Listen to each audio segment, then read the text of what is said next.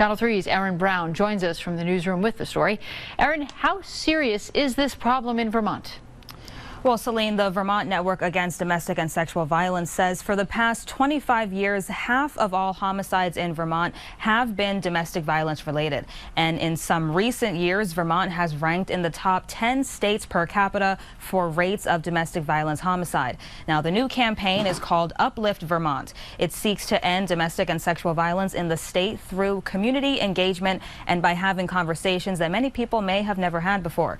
Now, today I spoke with one survivor who says culture change and conversations are key in eradicating domestic and sexual violence.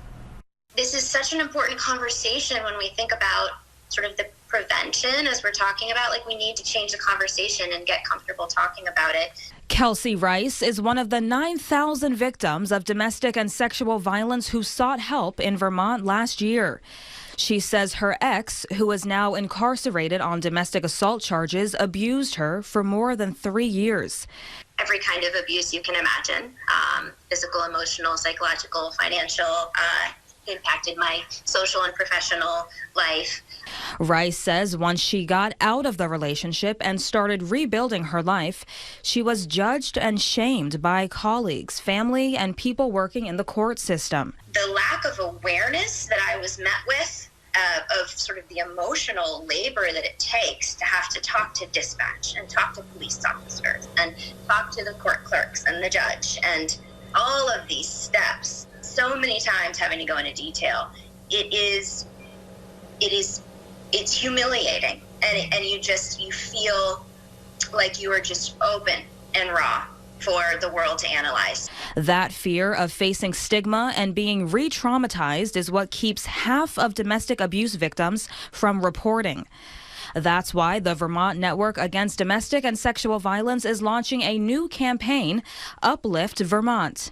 One of my hopes is that Uplift Vermont is one of the creates a pathway for us to have conversations about this. Executive Director Karen Tronsgaard Scott says Uplift seeks to engage the community in difficult conversations about domestic violence, with the goal of challenging gender roles, changing the victim-blaming narrative, and creating interventions for abusers.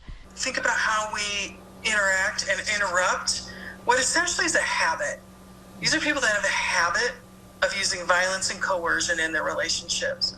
So if, just like any other habit, in order to interrupt that habit, you have to actually institute some practices. Uplift calls on Vermonters from the state's biggest city to the most rural areas to help create a violence-free Vermont. We could have a state where violence is not happening in our homes, where children are not subjected to violence. We could have a state where Vermonters thrive. And Uplift is a way for us to get there. Like, let's open it up. Let's talk about what it really is, and let's think about it differently. And a few more facts about violence in Vermont. In 2019, there were almost 19,000 hotline calls made by people seeking help.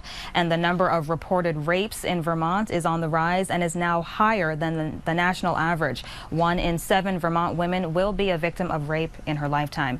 Now, if you would like to get involved with Uplift Vermont, we'll have a link to that on our website, WCAX, after the show. Live in the newsroom, Aaron Brown, Channel 3 News. Aaron, thank you.